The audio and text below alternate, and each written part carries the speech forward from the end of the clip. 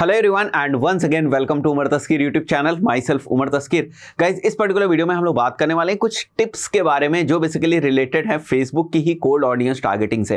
Guys, पिछले कुछ video से हम लोग जो डिस्कशन कर रहे हैं इस पर्टिकुलर वीडियो सीरीज के अंदर वो है कोल्ड ऑडियंस के ही अराउंड। हम लोगों ने अलग अलग तरीकों से सीखने की कोशिश करी किस तरीके से हम लोग जो हमारी कोल्ड ऑडियंस है उसकी टारगेटिंग कर सकते हैं, किस तरीके से हमें डिटेल टारगेटिंग को यूज करना है, क्या क्या अलग अलग ऑप्शन होते हैं, interest based audiences, demographic based audiences और बिहेवियर बेस्ड ऑडियंसेस ये क्या होती हैं, किस तरीके से टूल्स की भी हम लोग हेल्प ले सकते हैं, विदाउट टूल्स किस तरीके से हम लोग जो है आइडियाज को कलेक्ट कर सकते हैं, बायर्स पर्सोना क्या होता है, ये सारी चीजें जितना भी हम लोगों ने डिस्कशन किया ना वो सारी चीजें इसी चीज के अराउंड थी कि किस तरीके से आप एक बेहतर जो कोल्ड ऑडियंस है वो बना सकते हैं। क्योंकि गाइस जो चीजें शुरुआत होती है ना वो कोल्ड ऑडियंस से ही होती है। अगर आपके पास पहली बार कोई बिजनेस आता है तो आपके पास कस्टम ऑडियंस क्रिएट करने का कोई ऑप्शन है ही नहीं, आपके पास लोकल लाइक ऑडियंस क्रिएट करने का कोई ऑप्शन है ही नहीं। तो आपको इस चीज के ऊपर बहुत ज्यादा फोकस करना पड़ता है, बहुत ज्यादा टाइम देना पड़ता है कि कैसे आप बेहतर जो कोल्ड ऑडियंस है, इनिशियल कोल्ड ऑडियंस है उसको आप सेलेक्ट करें, क्योंकि फर्दर उसी ऑडियंस से ही आपको आगे जो आपकी बहुत सारी कस्टम ऑडियंसेस हैं वो आपको बनानी है।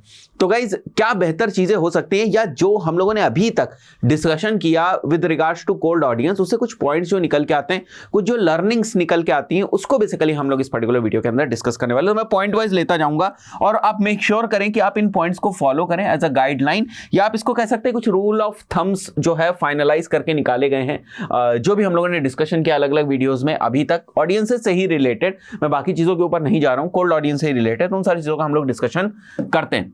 तो जो सबसे पहला पॉइंट है वो ये इंस्ट्रक्शन है कि नेवर बी टू ब्रॉड और नॉट टू नैरो। राइट, आपको क्या करना है, देखो जब कभी आप अपनी ऑडियंस सेलेक्ट करो ना, ऐसा ना हो कि आपकी ऑडियंस बहुत छोटी हो जाए, लेस देन 1000 वो आपकी ऑडियंस दिखा रहा है, जो है आपकी ऑडियंस अराउंड 800 दिखा रहा है, 600 दिखा रहा है। जो आपको राइट हैंड साइड में जब कभी आप ऑडियंस सेलेक्ट करते हो तो राइट हैंड साइड में आपको वहां पर कुछ प्रोजेक्शंस दिखाता है, ठीक है, आपको कुछ स्कोप दिखाता है कि ये जो ऑडियंस है इसमें लगभग कितने लोगों तक आपकी रीच होगी, इस टाइप से वो आपको कुछ एस्टिमेट्स देता है। तो उन एस्टिमेट्स की भी बात करी जाए तो आपको बहुत ज्यादा नैरो डाउन नहीं होना है, ठीक है, ना ही बहुत ज्यादा वाइड होना है। आपको देखना है कि आपका जो ग्रीन जोन है उस स्पेक्ट्रम में आपको रहना है ताकि आप एप्रोप्रिएट ऑडियंस तक पहुंच जाए। देखो बहुत ज्यादा अगर आप ब्रॉड हो जाएंगे तो बहुत ज्यादा आप इररिलेवेंट जो आपकी ऑडियंस होगी उन तक पहुंच जाएंगे। अगर आप बहुत ज्यादा नैरो हो जाएंगे तो फिर आप राइट ऑडियंस तक नहीं पहुंच पाएंगे, क्योंकि फेसबुक एड्स का जो एल्गोरिथम है ना वो बहुत ज्यादा नैरो हुई ऑडियंस को ऐड ही नहीं दिखाएगा। हो सकता है वहां पर आपको इंप्रेशंस ही ना देखने को मिले या जो आपकी कॉस्ट है वो काफी हाई हो जाए। तो आपको मेक श्योर करना है कि आपको ना तो बहुत ही ब्रॉड ना तो बहुत ही नैरो ऑडियंस जो है वो सेलेक्ट करना है। आपको मेक श्योर करना है कि आप एक एवरेज जो ऑडियंस साइज है उसके साथ आप मूव करें। राइट, मेरे जो एक्सपीरियंसेस हैं उससे मैं आपको बताऊं कि मैं जब ओवरऑल इंडिया की टारगेटिंग करता हूं, ठीक है, एक नॉर्मल बजट के अराउंड, तो फॉर स्टार्टिंग कैंपेन्स अगर मुझे 5 लाख से 10 लाख की भी ऑडियंस देखने को मिलती है तो मैं मूव कर जाता हूं। तो इससे आप थोड़ा बहुत आइडिया ले सकते हो, और ये मैं तभी आपको यहां पर बता रहा हूं जब ये सारी चीजें मेरे लिए सक्सेसफुल हुई है। राइट, तभी मैं आपको यहां पर बता रहा हूं। तो मैंने 500K आप मान सकते हो इसको 5 लाख टू 10 लाख की जो ऑडियंस है अगर मुझे इंडिया में टारगेट करनी है और मेरा ये ऑडियंस साइज बन के आ रहा है, ठीक है, मैंने जो भी कोल्ड ऑडियंस बनाई, जो भी मैंने डिटेल्ड ऑडियंस टारगेट करी, अगर मुझे ये ऑडियंस साइज मिल रहा है इट्स फाइन फॉर मी। मैंने देखा है, मैंने जब इसके साथ परफॉर्मेंस की है, ऑडियंस के साइज को लेकर मुझे कोई भी प्रॉब्लम नहीं आई।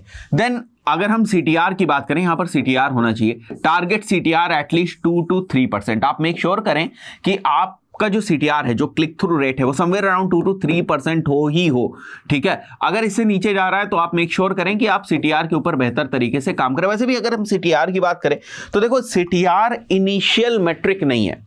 इनिशियल मेट्रिक मतलब कि शुरुआत में जब हम ऑडियंस क्रिएट करने की बात करते हैं उस वक्त आप CTR की बात नहीं करते हो, है ना। CTR की बात तो बाद में होगी जब आपके कैंपेन्स रन हो जाएंगे, आपके एड सर्व होने लगेंगे, फिर आप मेक श्योर करो कि उस ऑडियंस से जो आपको CTR मिल रहा है वो रिलेवेंट है या नहीं है। तो मतलब आपने वाइड जो है बहुत ही ज्यादा वाइड टारगेटिंग कर दी और इररिलेवेंट टारगेटिंग कर दी।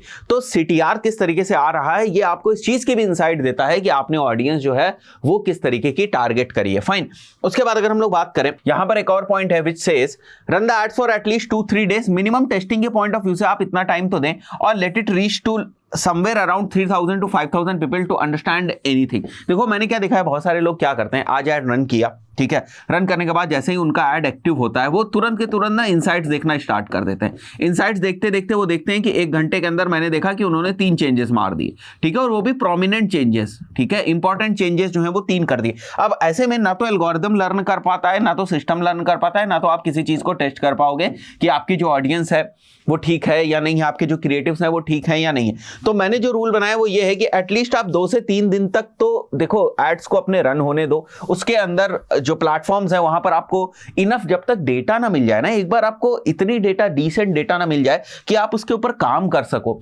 तब तक ना आप जो है कोई डिसीजन मत लो, ठीक है। या फिर देखो अगर 2-3 डेज की बात नहीं है तो फिर आप देखो कि कम से कम 3000 से 5000 लोगों तक आपकी पोस्ट जो है वो रीच हो सके। देखो अगर लोगों तक पोस्ट ही नहीं पहुंचेगी तो किस बेसिस पे आप डिसीजन लोगे? आपने देखा 1 घंटे, ठीक है, थोड़ी सी परफॉर्मेंस आई या नहीं है, उसी के बेसिस पे आपने चेंजेस कर दिए, इज नॉट रिकमेंडेड, राइट। तो देखो अब यहाँ पर 2-3 डेज के साथ साथ मैंने लोगों को यहाँ पर क्यों मेंशन किया, देखो हो सकता है आपका बजट हो, लेट से आपका बजट है 10,000 रुपीज पर डे, तो आप तो बहुत सारे लोगों तक जो आपकी रीच है वो हो जाएगी, ठीक है। तो ही आपको बहुत सारी इंसाइट्स मिल जाएंगी कि चीजें काम कर रही हैं या नहीं काम कर रही, क्रिएटिव्स काम कर रहे हैं या नहीं काम कर रहे हैं, ऑडियंस सेट जो थे आपके वो काम कर रहे हैं या नहीं कर रहे हैं, आपके अलग अलग जो एड ग्रुप्स हैं वो काम कर रहे हैं या नहीं कर रहे हैं। तो इस चीज को भी आप मेक श्योर करें। Then test different types of targeting. देखो कभी भी मैं जब कभी भी फेसबुक के ऊपर एड्स रन करता हूं गाइस, मेरी आदत है मैं कभी भी एक सिंगल ऑडियंस के ऊपर कभी भी रिलाई ही नहीं करता हूं, कभी भी नहीं। स्टार्टिंग से ही मैंने कभी सिंगल ऑडियंस के ऊपर रिलाई नहीं किया। मैं क्या करता हूं, मैं जितनी भी ऑडियंसेस में बना सकता हूं उतनी ऑडियंसेस में बनाता हूं और उनको मैं डिफरेंट एड सेट्स के अंदर मैं टेस्ट करता हूं। गाइस ये हैबिट बहुत ही अच्छी। देखो स्टार्टिंग में आप नहीं टेस्ट कर रहे हो कोई दिक्कत की बात नहीं है, बट गाइस ऑडियंसेस बना के आप रख सकते हो, ठीक है। अगर आप अपने फेसबुक एड्स के डैशबोर्ड में जाओगे वहां पर आपको ऑडियंसेस का सेक्शन देखने को मिलता है। ऑडियंसेस के सेक्शन में जाने के बाद आप सेव्ड ऑडियंस में ऑडियंस बना के रख लो। जब भी आप फ्री हो आप ऑडियंस बना लो, ठीक है। आपको लगे कि मुझे ये ऑडियंस नहीं बनानी चाहिए, आप नई ऑडियंस बना लो। ऑडियंस बनाने के बाद आप उसको वहीं पर जो है रखो, जब भी जरूरत हो उसको आप फिर से टेस्ट कर लेना। बट आप केवल ये सोचो कि आपने एक बार जो ऑडियंस है वो बना दी, उसके बाद आप ऑडियंस के बारे में कुछ नहीं सोच रहे हो, आप ऑडियंस के ऊपर काम नहीं कर रहे हो। आप क्या कर रहे हो, आप क्रिएटिव्स टेस्ट कर रहे हो, आप बहुत सारी दूसरी चीजें टेस्ट कर रहे हो, तो it is not going to work. आपको ऑडियंस के साथ भी टेस्टिंग करनी पड़ेगी, especially in Facebook ads, right.